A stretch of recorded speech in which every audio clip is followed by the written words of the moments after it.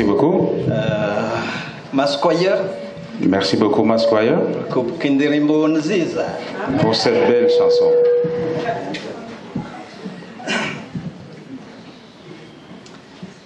Bavandimwe, Chers frères, nshuti, chers amis, waramutse. bonjour.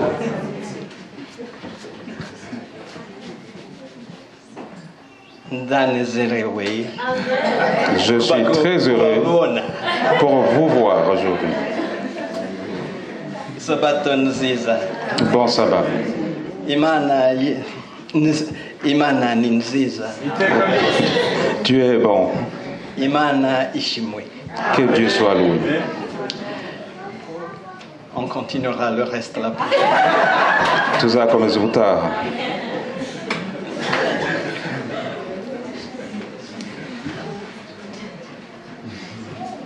Nous sommes dans les temps des fêtes. Turi mu bihe by'iminsi mikuru. Êtes-vous content? Ese murishimye? C'est le moment de l'année qui me plaît le plus. Ni igihe rero cy'umwaka nkunda cyane. En tant qu'adventiste du 7e jour, nous ne fêtons pas Noël. Nk'abadivantiste b'umunsi wa karindwi rero ntabwo ubundi tugira umunsi mukuru wa Noheli. C'est vrai, Noël a une origine païenne. Kubera ko Noheli iva ku minsi mikuru y'abapagani. Mais aujourd'hui, peu de gens connaissent l'origine de Noël. Ariko ubu ngubu muri iyi minsi abantu bake gusa nibo bazi aho uwo munsi mukuru uva. Le fait est que Noël est devenu une fête de cadeaux sans que le monde sache de quoi il s'agit. Noheli rero yabaye umunsi wo gutanga impano abantu batazi n'impamvu yabyo. Le fait est aussi que beaucoup de monde pense à Jésus dans la période de Noël.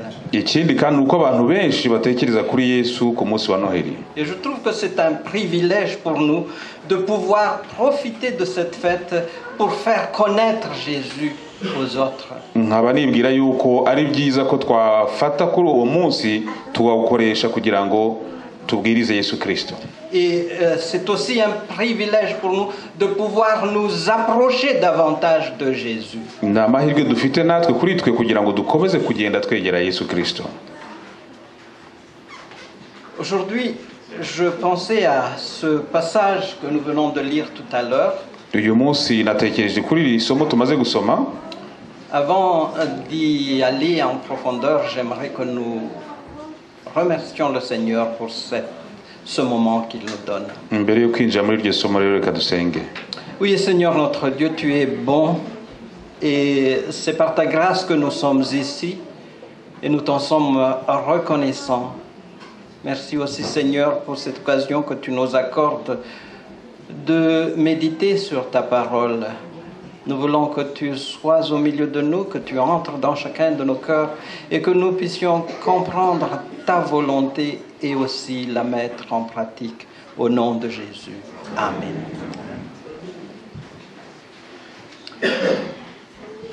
Vous savez, les enfants, Abana murabizi, la nuit où le bébé Jésus était né à Bethléem, ijoro umwana Yesu yavutseho i Betelehemu, il y avait des bergers hari dans abashumba, les champs qui veillaient sur leurs troupeaux la nuit. hari abashumba bari barinze inka zabo muri iryo joro. Et j'aimerais que nous tournions notre Bible dans ce passage de l'évangile de Luc.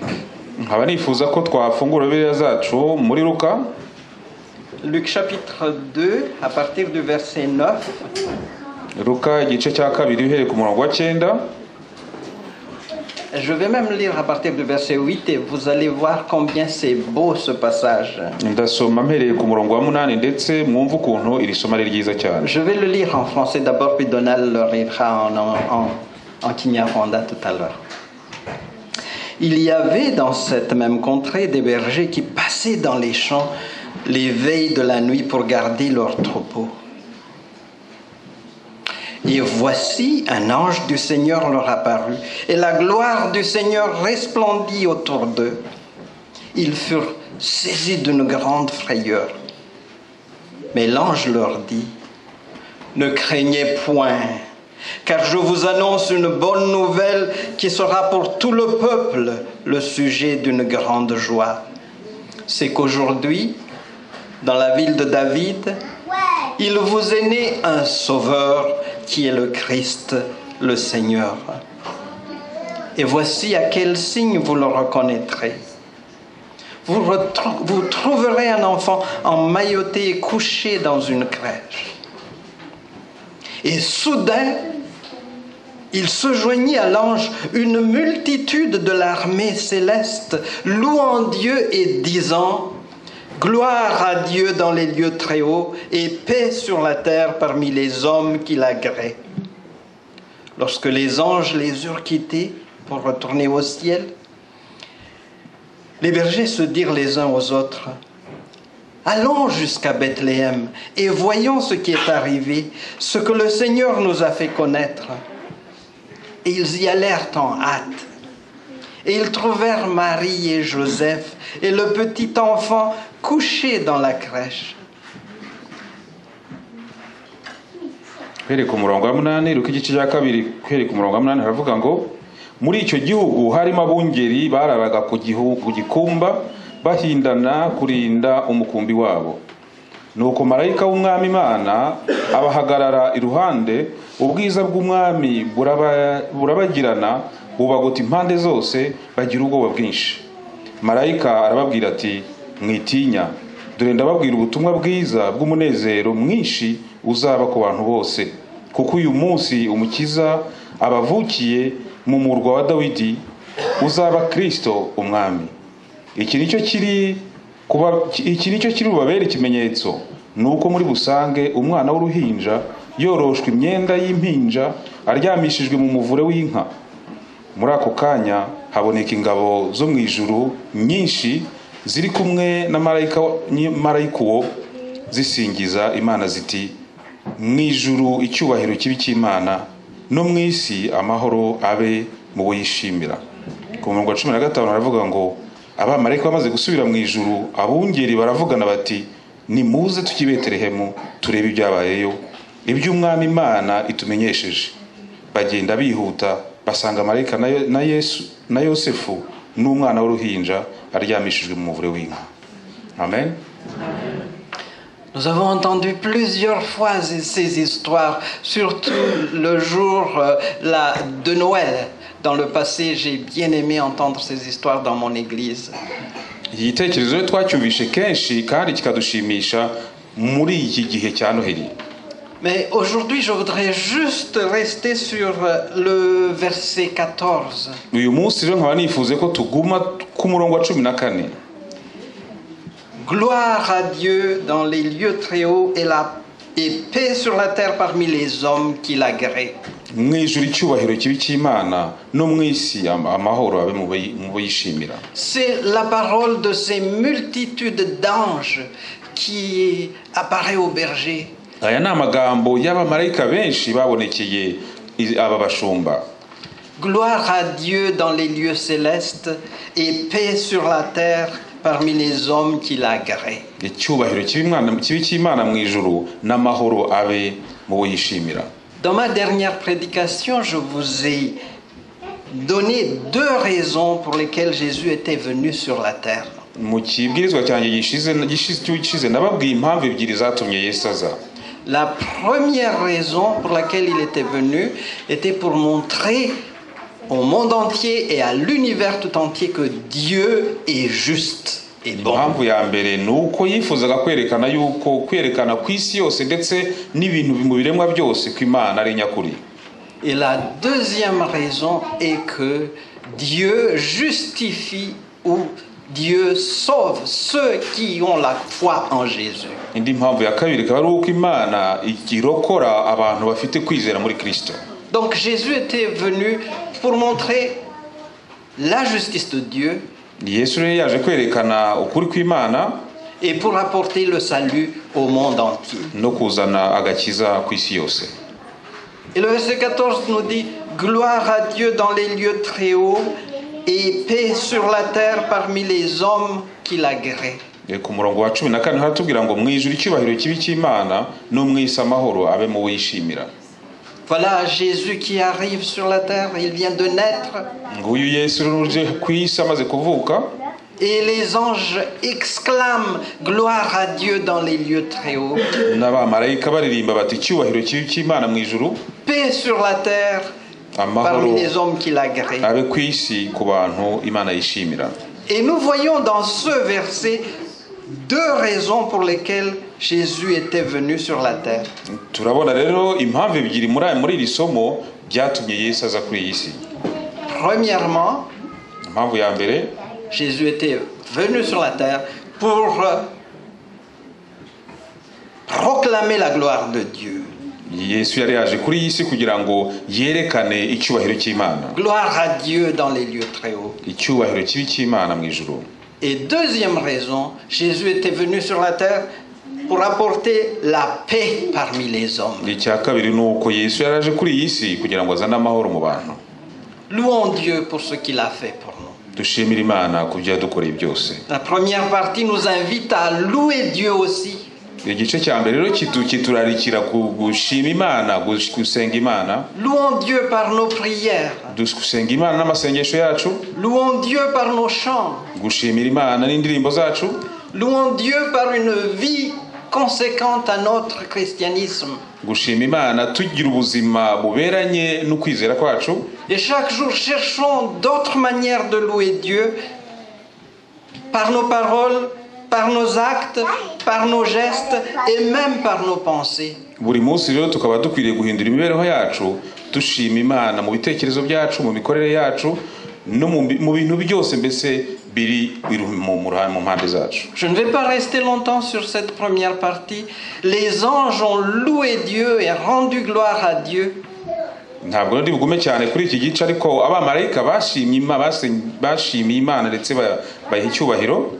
Et nous aussi, en nous souvenant de cette venue de Jésus, nous devons louer Dieu, rendre gloire à Dieu de toutes les manières. Natwe rero mu kwibuka Yesu Kristo kuza ko ku isi dukwiriye gushima Imana ndetse tukayiha icyubahiro. Mais je voudrais rester un peu plus longtemps sur la deuxième partie. Nkaba nifuza rero kuguma ku gice cya kabiri. La deuxième partie qui dit... Igice cya kabiri kivuga ngo, qu'est-ce qu'il dit la deuxième partie de ce verset? Je vous ai dit plusieurs fois. Igice cya kabiri kivuga ngo iki? Paix sur la terre parmi les hommes qui l'agréent. Amahoro abe mu Yesu yishimira kuri iyi si. Et nous avons dit, Jésus était venu pour apporter la paix sur la terre. Twavuze ko rero Yesu yaje azanye amahoro kuri iyi si. Mais regardons les choses objectivement. Est-ce qu'il y a la paix sur la terre? Mbese turebye ibintu bibaho tutakurikira isomo, ese hari amahoro kuri iyi si? Non. Ntayo. Il y a la guerre. Hari intambara. Il y a les catastrophes naturelles. Hari ibintu byinshi biba bidasanzwe. Il y a les chicanes entre les humains. Abantu ntibacyumvikana, hari amahane. On a l'impression que plusieurs ne trouvent plus la paix même à l'église. Wagira ngo nta mahoro ndetse no mu nsengero zacu. C'est triste. Birababaje. J'ai trouvé dans un article dans le Today in the World. Hari igitekerezo nabonye mu gitabo kivuga ngo uyu munsi muri iyi si. Et je vais vous lire les statistiques qu'ils ont trouvées. Ngiye kubasomera rero ibintu basanzemo iringaniza ririmo. Depuis le temps où on a commencé à enregistrer les événements de l'histoire, kuva igihe rero batangiye kwandika ibintu byagiye baho kuri iyi si, le monde entier a vécu dans la paix pendant moins de 8% de ce temps. Iyi si yabaye mu mahoro mu gihe kiri munsi ya 8% gusa.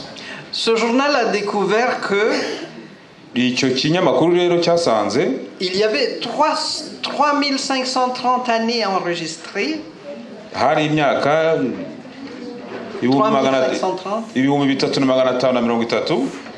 Et parmi ces dans ces 3530 années, il y avait seulement 286 années de paix.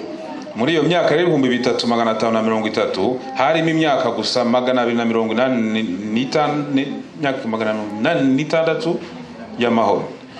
Et durant tout ce temps, il y avait au moins 8000 traités de paix.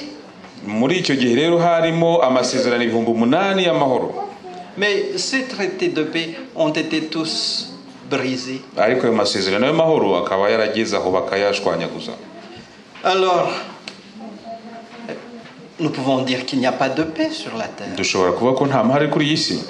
Mais pourquoi ces anges ont dit paix sur la terre? none kuki abamarayika rero bavuze ngo amahoro abe kuri iyi si? Il y a donc un autre aspect de la paix. ubwo hashobora kuba hari ubundi buryo rero bw'amahoro tutazi. Et en ces temps de fête, muri iyi minsi y'iminsi mikuru rero, je crois que nous tous cherchons aussi la paix. nibwira ko twese dushaka amahoro. Moi, j'aime bien chercher la paix en m'asseyant devant la télévision en ces temps de fête. nifuza nshaka amahoro nicara imbere ya televiziyo nuko Et écouter les chants de Noël nkumva indirimbo za Noheli, avec sur l'écran cette image d'une cheminée qui s'allume. ndeba iriya foto, iriya pica iri kuri televiziyo imeze nka kiriya gishyushya mu nzu gifite akantu C'est beau. Et je sens que ça apporte la paix dans le cœur. nkaba nibwira ko binzanira amahoro mu mutima. Malheureusement, 3 minutes après que je me suis assis là, ariko rero kubw'akaga iyo maze iminota 3 gusa nicaye, je n'ai plus la paix. nta mahoro ngifite. Pourquoi? Parce qu'il y a tellement de choses que je dois faire et je ne peux pas passer tout mon temps à m'asseoir là. kubera iki? kubera ko mfite ibintu byinshi ngomba gukora, nkaba ntashobora kuhicara igihe kirenze iminota 3. Si je reste là, mpagumye, cette apparence de paix va devenir pour moi une source de stress. mpagumye rero ako kantu nibwiraga ngo kampaye amahoro gashobora gutuma ahubwo ntangira kumererwa nabi. Alors il faut que je me lève pour trouver la ko paix ngomba guhaguruka kugira ngo ngire amahoro ailleurs. nkajya ahandi. Savez-vous, le monde cherche aussi la paix. murabizi n'isi nayishaka amahoro. Et je crois que nous, les chrétiens, nous devons savoir un peu aussi prendre des leçons sur ce que le monde nous dit. nk'abakristo rero twagombye kwigira ku by'isi ituha kugira ngo twagira amahoro. Et le monde pense plus, non plus à la paix dans le monde, à l'absence de la guerre ou en l'absence du conflit, mais il pense maintenant à la paix intérieure. n'abisi rero ntabwo bagitekereza amahoro tuzahabwa nuko nta ntambara zihari, tuzahabwa nuko nta ngorane zihari, ahubwo batekereza ku mahoro umuntu ashobora kugira mu mutima we. Une étude a été entreprise dans une université, l'université Duke des États-Unis. Muri université ya Duke muri Amerika. Et ils ont mentionné quelques facteurs qui contribuent grandement à la stabilité mentale et émotionnelle. Hari ibintu byinshi rero basanze bishobora kuba byatuma umuntu mu bitekerezo bye no mu mikorere ye no mu mibereho ye ahinduka. En d'autres mots, quelques facteurs qui apportent la paix intérieure. Ibintu bimwe na bimwe bizanira abantu amahoro mu mutima. Et je vais vous dire ce qu'ils ont mentionné. Ngiye kubabwira ibyo babonye. Parmi ces facteurs, il y a l'absence de suspicion et de ressentiment. Basanze yuko kuba umuntu adafite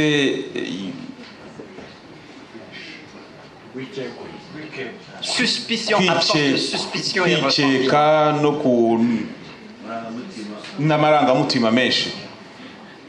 Si vous soupçonnez toujours quelque chose de négatif à l'égard des autres, vous n'allez pas avoir la paix. Si vous avez des ressentiments dans le cœur, si vous avez quelque chose que vous gardez dans le cœur contre une ou plusieurs personnes, vous n'allez pas avoir la paix du cœur.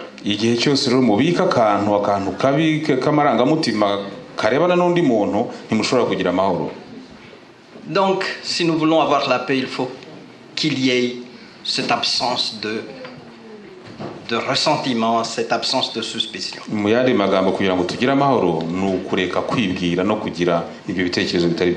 Deuxième chose, vous voulez avoir la paix, ne vivez pas dans le passé. Entretenir des pensées sur les fautes et les erreurs du passé nous conduira à la dépression. igihe cyose rero tuzakomeza gutekereza ibintu byabaye kera tukabiha agaciro, ibyo bintu bizatuma turwara mu mutwe. Et troisième facteur, Ikindi cya gatatu, il ne faut pas passer du temps et de l'énergie à se lamenter sur des conditions de vie que vous ne pouvez pas changer. ntitwagombye kumara igihe kinini dutekereza ku bintu by'ubuzima tudashobora guhindura. Il faut que nous sachions coopérer avec la vie, ce que nous pouvons faire au lieu de nous lamenter. Twagombye no kureba ibyo dushoboye gukora aho kwirirwa tujya ku bintu bikadutesha umutwe kandi tutabishoboye. Quatrième facteur qui apporte la paix, Ikintu cya kane kizana amahoro, c'est s'efforcer de nous impliquer dans le monde, de participer à la vie dans le monde. ni ukugerageza kugira icyo tuzanira isi kugira ngo tugire akamaro mu yandi magambo. J'explique, il y a des tendances des fois quand on a des problèmes, on a tendance à s'isoler, à s'enfuir, à se mettre à l'écart de tout le monde. Akenshi iyo tugize ibibazo tubibwira yuko kubihunga ndetse tugahunga n'abantu ari cyo gisubizo. Cela n'apporte pas la paix, c'est plus nous approcher de tout le monde qui va nous apporter la paix. Guhunga rero ntibituzanira amahoro, ahubwo ibituzanira amahoro ni ukwegera abandi tugashakira ibisubizo hamwe. Un autre facteur, c'est de cultiver les vertus de l'amour, de l'humour, de la compassion, de la loyauté. Ikindi rero tugomba kugira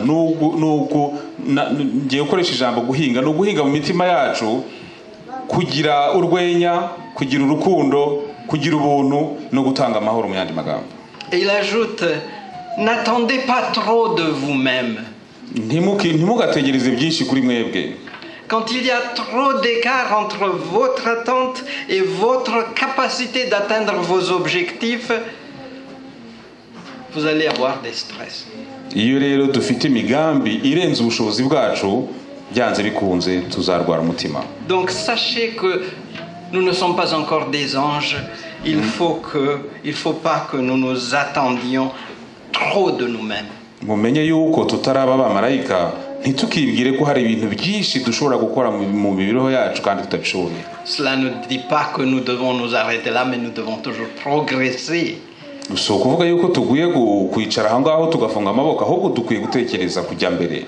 Et le dernier facteur qu'il dit dans cette étude est ceci: trouvez quelque chose ou quelqu'un de plus grand que vous pour mettre votre confiance et votre foi. Ikindi cya nyuma rero ni ukuvuga ko twagombye gushaka ikintu cyangwa tugashaka umuntu udukuriye twagirira icyizere kugira ngo atugirire akamaro, aduha agaciro. Trouvez quelqu'un qui est plus grand que vous, qui est mieux que vous, pour mettre votre confiance. Gushaka umuntu umukeka ko ameze neza kubarusha kugira ngo agire icyo yabamarira. Si vous pensez que vous êtes les meilleurs, vous allez souffrir. Igihe cyose muzatekereza ko ari mwebwe bazima, muzagira ingorane. Et les personnes qui sont égocentriques, qui ne pensent qu'à elles-mêmes, abantu rero bikunda bitekereza gusa, ces personnes-là ont une note très basse dans le test de mesure de la paix et du bonheur. Basanga yuko abantu bikunda, abantu bitekerezaho bafite amanota make muri ibi ngibi byo kugira amahoro mu mutima. Ça vaut la peine de voir l'opinion du monde au sujet de la paix. Ni byiza rero kumenya icyo abandi batekereza mu birebana na kugira amahoro. Mais nous, en tant que chrétiens, nous devons aussi chercher la paix dans ce que la parole de Dieu nous dit. Nk'abakristo rero dukwiriye gushaka amahoro mu cyo Bibiliya itubwira. Une première source de paix pour les chrétiens, c'est le fait de savoir qu'ils ont été pardonnés. Isoko rya mbere ry'amahoro mu mutima w'abakristo ni ukumenya yuko bababariwe. Vous savez, nous sommes tous perdus, nous avons tous été perdus, mais le Seigneur nous a cherchés, il nous a sauvés, il nous a pardonnés, et ça, c'est un facteur de bonheur. Murabizi twese twarazimiye, ariko Uwiteka yaradushatse adushaka iyo twari turi, aratuzana tugarura mu rugo, niyo mahoro dufite mu mutima Et w'umunsi. vous connaissez ce passage du psaume 32, Muzi amagambo ari muri Zaburi igice cya les 32, versets 1 et 2. umurongo wa mbere n'uwa kabiri. Heureux celui à qui la transgression est remise, à qui le péché est pardonné. Heureux l'homme à qui l'Éternel n'impute pas d'iniquité et dans l'esprit duquel il n'y a point de fraude. Haravuga ngo hahirwa uwababariwe ibicumuro bye, ibyaha bye bigatwikirirwa. Hahirwa umuntu Uwiteka atabaraho gukiranirwa, umutima we ntubemo uburiganya. Donc, il y a ici, premièrement, la paix d'avoir reçu le pardon du Seigneur. Icya mbere ni ukuba twarabonye amahoro twahawe na Kristo.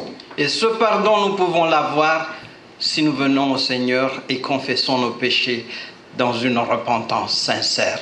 Ayo mahoro ku kubabarirwa tuguhabwa iyo tuje imbere ya Kristo, tukatura ibyaha byacu tugasaba imbabazi. Et lorsque nous recevons ce pardon, nous allons avoir une conscience tranquille. Iyo tubabariwe rero tugira amahoro mu mutima. Et là, je reprends ce passage de Romains 8, les versets 33 à 35. Abaroma igice cya 8 ku murongo wa 33 kugeza 35. Romains 8, versets 33 à 35. Abaroma igice cya 8 murongo wa 33 kugeza 35. Qui accusera les élus de Dieu? C'est Dieu qui justifie. Qui les condamnera? Christ est mort. Bien plus, il est ressuscité, il est à la droite de Dieu et il intercède pour nous. Qui nous séparera de l'amour de Christ? Sera-ce la tribulation, ou l'angoisse, ou la persécution, ou la faim, ou la nudité, ou le péril, ou l'épée? Haravuga ngo ninde uzarega intore z'Imana? Ni Imana kandi ariyo izitsindishiriza. Ninde uzaziciraho iteka? Ni Kristo Yesu kandi ari we wazipfiriye ndetse akaba yarazutse ari iburyo bw'Imana adusabira. Akaba yarazutse, aho nasomye, ninde wadutandukanya n'urukundo rwa Kristo? Mbese ni amakuba cyangwa n'ibyago cyangwa ni ukurenganywa cyangwa ni inzara cyangwa ni ukwambara ubusa cyangwa ni ukuba mu kaga cyangwa ni inkota. Le Seigneur est bon. Il nous a justifiés. Uwiteka ni mwiza, yaradukiranuye Et il nous aime. kandi aradukunda. Et personne ne pourra nous séparer de cet amour de Dieu. Nta n'umwe ku isi ushobora kudutandukanya n'urukundo rwa Kristo. Et ça, c'est un facteur qui apporte la paix dans notre Iki cœur. kikaba ari ikintu gikomeye kizana amahoro mu mutima buri wese. Oui. Il y a aussi la paix qui vient du fait que nous avons accompli un devoir. Hari amahoro azanwa n'uko twashoboye gukora ibyo twari twiyemeje. Je vous ai donné mon exemple tout à l'heure. Nabahaye urugero rwanjye mu mwanya washize. Je ne pourrais pas accomplir mon devoir si je m'assieds juste sur mon fauteuil, écouter les chants de Noël, à la chaleur de cette image de feu de cheminée. Ntabwo nshobora kugira ibyo ngeraho ngumye nicaye iwanjye mu nzu nirebera ku karero ka Noheli numva n'indirimbo. Nous avons tous des responsabilités. Dufite twese inshingano.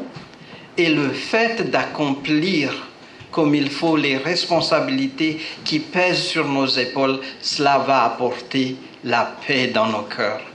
Iyi inshingano zacu rero tuzisohoje bituma tugira imizigo mito ku bitugu byacu tugashimishwa nuko twageze ku cyo tugomba gukora. Même si nous sommes fatigués à la fin de la journée, le fait que nous savons que nous avons accompli notre devoir, cela apporte la paix dans notre cœur. Twaba tunaniwe ku mugoroba iyo twibutse yuko twarangije gukora ibintu byacu dushinzwe bituzanira amahoro mu mutima.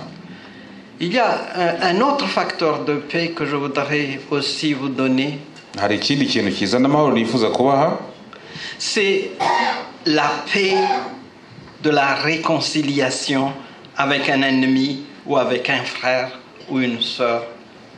Ni amahoro duhabwa no kwiyunga n'umuvandimwe n'inshuti ndetse n'umukristo duhuje kwizera.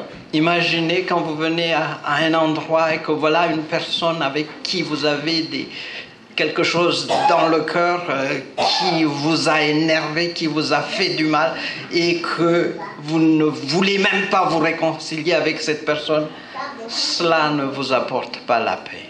mutekereze iyo muhuriye n'umuntu ahantu mufitanye ibibazo mufitanye ibyo bita shikani n'ahangaha mutifuza no kuba mwana kwihuza mutekereze ukuntu bibarya mu mutima. Mais vous aviez tous fait l'expérience, imaginez, après un moment de réconciliation, on a le cœur léger, la paix. Murabizi neza ko iyo mumaze kwiyunga umutima uba uruhutse rwose ku buryo butangaje mukumva mwishimye. Cherchons cette paix de l'amour fraternel. Dushake rero amahoro duhabwa n'inshuti n'abavandimwe. Un autre facteur de paix, c'est le fait de savoir que Dieu est là. Ikindi kintu kiduha amahoro ni ukumenya ko Yesu ari hariya kuri kubera twebwe. Même dans les situations très difficiles, si nous nous rendons compte que Dieu est à côté de nous, nous allons avoir la paix.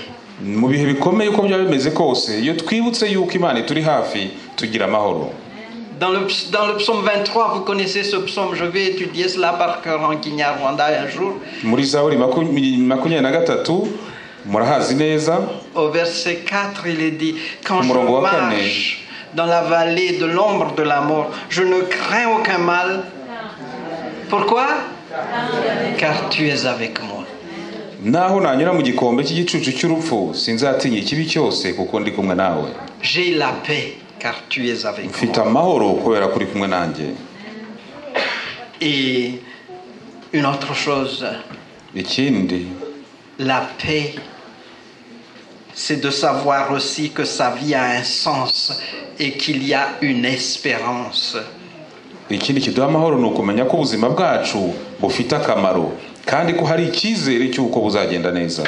Et notre Dieu est appelé le Dieu de l'espérance. Imana yacu rero ikaba yitwa Imana y'ibyiringiro. Et je n'ai pas besoin de citer beaucoup de versets parce que vous connaissez que ce Dieu de l'espérance nous promet une vie éternelle car Jésus reviendra bientôt. Ntabwo nkeneye ko amasomo menshi rero kuko muzi yuko iyo Mana yacu y'ibyiringiro yaduteguriye ahantu heza tuzabiteka ryose. Le malheur que nous avons actuellement, que nous subissons présentement, n'est que passager. Ibyago duhura nabyo amagorwa yose dufite muri ibi bihe na amagorwa y'igihe gito. Tout cela va passer parce que nous serons à la maison là-haut. Kuko mu minsi mike tuzataha iwacu mu ijuru. Il faut que je vous dise, nous sommes presque à la maison. Kandi nagira ngo mbabwire yuko turi hafi yo kugera mu rugo. Et souvenons-nous que le Dieu que nous servons est un Dieu juste, avons-nous dit tout à l'heure, et un Dieu qui ne manque pas de réaliser ses promesses. Kandi twibuke yuko Imana yacu nkuko twabivuze mu minota yashize yuko Imana yacu ari nyakuri kandi ko ibyo yasezeranye ibidukorera. Alors, je voudrais vous lire ce passage de 1 Timothée chapitre 4, verset 10, qui dit: nous travaillons en effet, nous combattons parce que nous mettons notre espérance dans le Dieu vivant qui est le sauveur de tous les hommes, principalement des chrétiens, des croyants. Mu rwambere rwa Timoteyo igice cya 4 umurongo wa 10 haravuga ngo kuko igituma tugoka tukarwana ari uko twiringiye Imana ihoraho ariyo mukiza w'abantu bose ariko cyane cyane wabizera. Alors, est-ce qu'il y a quelque chose de particulier que nous devons faire pour avoir la paix? Ese hari ikintu kidasanzwe twakora kugira ngo tubone amahoro? Matthieu chapitre 11 verset 28, vous le connaissez par cœur peut-être? Matayo 11 murongo wa 28 ushobora kuba muyizi mu mutwe. C'est Jésus qui parle. Ni Yesu uvuga hangaha. Il dit: venez à moi, vous tous qui êtes fatigués, chargés, et je vous donnerai du repos. Mwese abarushye n'abaremerewe ni muze munsange ndabaruhura. Nous sommes tous fatigués et chargés. Twese turananiwe kandi turaremerewe. Où trouverons-nous la paix? Nihe tuzabona amahoro? En Jésus. Ni muri Yesu Kristo. Approchons-nous de lui par la prière. twegere Yesu Kristo mu masengesho, Approchons-nous de lui par l'étude de sa parole. twegere Yesu Kristo twiga ijambo ry'Imana, Approchons-nous de lui par la foi, sachant qu'il est toujours à notre côté. twegere Yesu Kristo ndetse n'Imana yacu twizera yuko iri uruhande rwacu kugira ngo dufashe. Et Jésus lui-même, il a dit dans ce passage de Jean chapitre 14, verset 27, Yesu yaravuze muri Yohana igice cya 14:27, il a dit, je vous laisse la paix. Je vous donne ma paix. Je ne vous donne pas comme le monde donne, que votre cœur ne se trouble point et ne s'alarme point. haravuga rero muri Yohana igice cya 14:27 ngo mbasigiye amahoro, amahoro yanjye ndayabahaye, icyakora simbaha nk'uko ab'isi batanga, imitima yanyu ntihagarare kandi ntitinye. Frères et sœurs, en ces temps de fête, Bavandimwe, muri iyi minsi y'iminsi mikuru on nous rappelle que Jésus était venu. batwibutsa yuko Yesu yaje, Mais souvenons-nous qu'il est toujours là. tujye twibuka yuko akiri hano n'uyu munsi. Nous voulons avoir la paix, approchons-nous de lui. Dukeneye kugira amahoro, niba dukeneye kugira amahoro nitumwegere. Et je voudrais revenir sur notre texte de base. Ndagira ngo ngaruke ku isomo ryacu Luc 2, verset 14. twashingiyeho. Gloire à Dieu dans les lieux très hauts et paix sur la terre parmi les hommes qui l'agréent. Mu ijuru icyubahiro kibi cy'Imana, no mu isi amahoro mu bishimira.